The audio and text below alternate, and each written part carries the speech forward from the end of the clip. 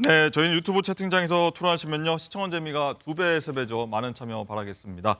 네, 그럼 저희 첫 번째 주제 화면으로 만나보시죠. 네, 규모 4.8 지진이 오늘 오전에 발생했습니다. 오전에 갑자기 긴급 재난 문자 알림 듣고 놀라신 분들 많으실 텐데 자, 전북 부안에서 4.8 규모의 지진이 발생했죠. 올해 최대 규모 지진이라고 전해지고 있습니다. 자, 추가 여진 있는지 없을지 한번 맹소영 기상 칼럼니스트와 얘기 나눠보도록 하겠습니다. 안녕하십니까? 네, 안녕하세요. 안녕하십니까? 자, 전북 부안에서 규모 4.8 지진이라고 합니다. 자, 어떤 상황인지 조금 전에 일어난 겁니다. 한번 전해주시죠. 네, 오늘 오전 아마 8시 26분쯤에 재난안전문자를 그 경보음 때문에 아마 출근길 시민 여러분들뿐만 아니라 우리 학생들도 굉장히 좀 어린이들도 저희 놀랐을 뉴스 것 준비하면서 같습니다. 깜짝 놀랐습니다. 맞습니다. 전북 부안군이었죠. 규모 4.8에 해당되는 지진이 발생을 했습니다. 지금 진원의 깊이는 한 8km 정도로 추정을 하고 있습니다. 좀 상대적으로 그 전에 발생했던 지진보다는 진원은 그렇게 깊은 편은 좀 아닙니다. 한반도와 주변 해역에서 발생한 지진 중에 일단은 가장 큰 규모이고요.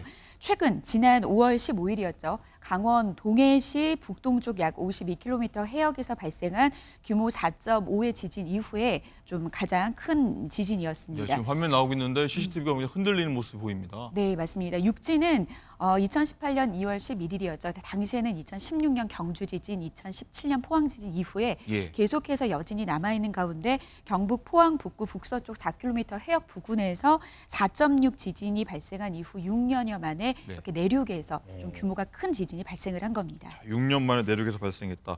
일단 뭐 건물 흔들리고요. 저희 서울에 있는데 서울에서도 이 지진 좀 느꼈다는 분들도 계세요. 이거 얼마나 좀 심각한 건지 좀 전해주시죠. 아무래도 좀 올해 같은 경우에는 일본이나 대만이라든지 지진 7 정도라고 하면 규모 7이면 굉장한 강진이거든요. 그렇죠. 정말 건물도 무너지고 많은 사상자의 피해를 낳았던 지진이 이어지고 있는 가운데 우리나라에서도 이렇게 규모가 과거에는 좀 흔하지 않은 익숙하지 않은 수치의 어떤 지진이 일어나다 보니까 많은 분들이 좀 불안해할 텐데요. 일단 경주와 포항에서 대규모의 좀 피해를 일으켰던 한반도에 이례적으로 지진의 발생에 피해를 일으켰던 그 지진 같은 경우에는 한 규모대가 한 5점 몇 규모대의 지진이었습니다. 그런데 보통 4.6이라고 하면 포항하고 경주 지진 정도의 수준이 아닐까. 숫자 자체로는 차이가 굉장히 적거든요. 그런데 지진은 규모가 일씩 늘 때마다 에너지는 32배가 늘어납니다. 그렇기 때문에 경주에서 포항의 지진보다는 그 규모 자체, 에너지 자체는 한 32배 정도 좀 약하다고 보시다라고 하면은 조금 좀 안도 좀 덜 좀 이렇게 위험성을 느끼시는 불안감이 좀 덜할 텐데요. 그래서 기상청은 진도도 발표를 합니다. 그러니까 규모라고 하는 것은 그 지진으로 인한 에너지, 절대적인 값을 말한다라고 하면은 진도는 우리가 느끼는 체감 정도, 날씨도 그렇지 않습니까? 우리가 더운 거와 실제 내가 더위를 느끼는 정도가 다르기 때문에 그래서 진도라고 하는 것은 아무래도 진앙지에서 멀어지면 멀어질수록 진도는 약해질 수밖에 없겠죠. 일단 이번 지진으로 인해서 진도 5를 느끼는 경우가 있는데 진도 5의 경우에는 거의 모든 사람이 진동을 느낄 수 있습니다. 그리고 그릇과 창문이 흔들리는 정도가 아니라 떨어져서 깨질 수도 있고요.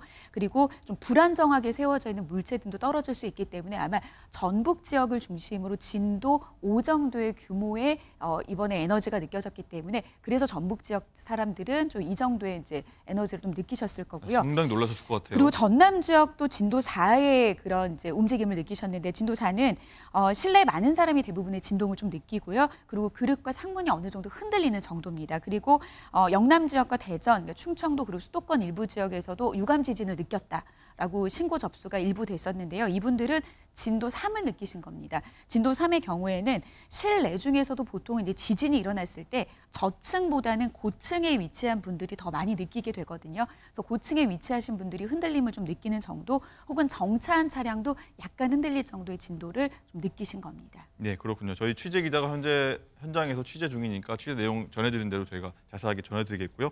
자, 일단 그리고 지진 원인 지금 기상청하고 전문가들은 어떻게 분석하고 있습니까? 나왔습니까? 계속해서 아마 분석을 하고 있기 때문에 기상청에서도 지금은 지진의 상황에 대한 보도자료만 발표를 하고 있고 뚜렷하게 어떤 원인으로 인해서 지진이 일어났다라고 발표하는 데는 좀 시간이 걸릴 겁니다. 그리고 가장 큰 그 이유는 우리나라의 지진 관측의 역사가 그렇게 길지가 않습니다. 1978년, 그러니까 어떻게 보면은 지진으로 인한 수많은 데이터들이 일본보다 굉장히 약하다라고 하는 것은 그만큼의 우리나라 내부적인 지진을 연구하는 그런 연구 자료도 굉장히 부족한데 네. 2011년에 일본에서 동일본 대지진이 일어난 이후에 우리나라의 지각 변동에 굉장히 큰 영향을 미쳤습니다. 그렇군요. 네, 동일본의 그 지진으로 인해서 그 내부적으로 쌓여있던 그 에너지로 인해서 단층의 변화가 일어났습니다. 그래서 동쪽으로는 5cm, 서쪽으로는 2cm 늘어났다고 하는 예. 거는 실질적으로 우리나라의 그 지각이 한 3cm 정도 늘어난 건데 이로 인해서 포항과 경주의 지진이 유발됐다라고 하는 가능성을 굉장히 높게 보고 있고요.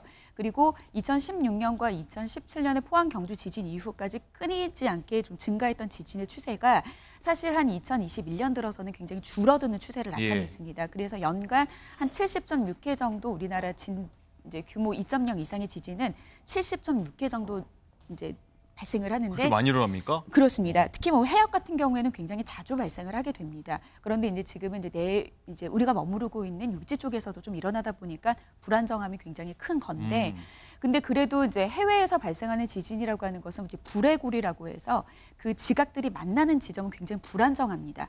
그래서 대부분의 그 큰 어떤 사고를 발생했던 화산의 80% 이상은 환태평양 그 조산대에서 불의 고리라고 하는 곳에서 나타나지만 예. 우리나라 같은 경우에는 유라시아 그 판 내부에 위치하고 있기 때문에 그렇게 위험한 어떤 강진이 일어나는 지진은 아니기는 하지만 현재 지진이 일어나는 추세로 봤을 때는 지난해 같은 경우에는 점점 줄어들고 있는 지진의 추세가 갑자기 106회, 평균보다 한 50% 정도 늘어났습니다. 그리고 올해 같은 경우에도 초부터 지진이 늘어나고 있기 때문에 많은 전문가들은 국내에서도 규모 5.0 이상의 지진 충분히 일어날 수 있고 내부적으로도 단층 조사, 숨어있는 단층 조사를 해야 된다라고 하는 목소리가 큽니다.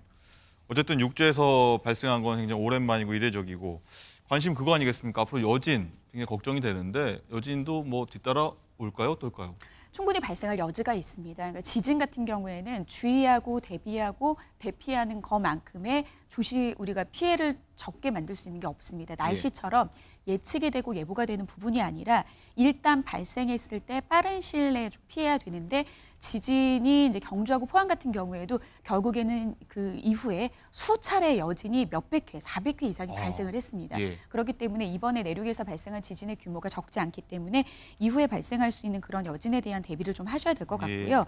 이 지진 같은 경우에는 뭐 1, 2초, 보통 한 10초만 확보를 해도 생명의 80%는 지킬 수가 있습니다. 빠른 대응이 필요하겠군요. 그렇죠. 그래서 전북 지역에 계신 분들뿐만이 아니라 많은 분들이 오늘 이제 정부에서 보내주는 그런 재난 문제 좀 촉각을 곤두세워서 좀 대비할 수 있는 그런 좀 하루를 좀 보내시는 게 좋을 것 같습니다. 자, 마지막으로요.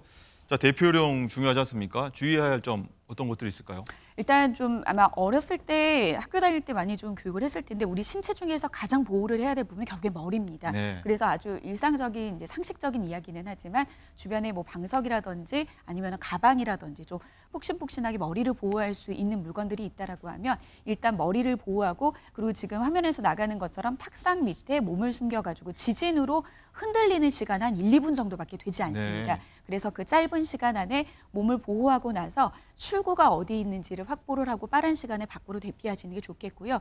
2차적인 피해를 막기 위해서 가스불이나 전기불을 차단해서 이후에 발생하는 화재가 발생하지 않도록 좀 대비를 하셔야 될 것 같고 지금 전국에 계신 분들 같은 경우에는 내가 있는 곳에도 지진이 발생을 한다면 나는 어느 곳에 대피할 건지 어떤 경로로 대피할 건지를 좀 지금 머릿속으로 좀 미리 좀 생각을 해두시는 것도 안전한 사항이 될 수 있습니다. 알겠습니다. 저 전북 지역 시민 여러분들 주의 깊게 들으셨길 바라겠습니다. 자, 지금까지 맹소영 기상 칼럼니스트였습니다. 오늘 말씀 감사합니다.